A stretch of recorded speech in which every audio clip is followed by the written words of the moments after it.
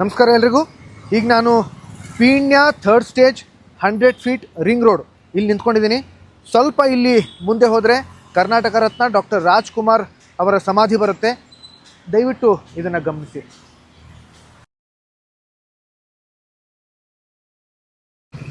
ಇಲ್ಲೂ ನೋಡಿ,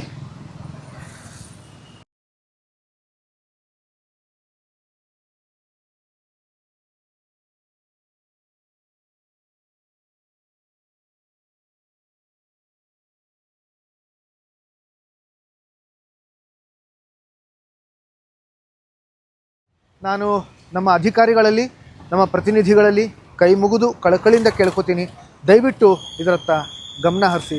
ಇದು ನಮ್ಮ ಬಡಾವಣೆ, ನಮ್ಮ ಊರು, ನಮ್ಮ ನಾಡು, ನಮ್ಮ ದೇಶ. ನಾವು ನಮ್ಮ ಮುಂದಿನ ಪೀಳಿಗೆಗೆ, ಬೇರೆ ದೇಶಗಳಿಗೆ ಮಾದರಿಯಾಗೋಣ. ಧನ್ಯವಾದಗಳು.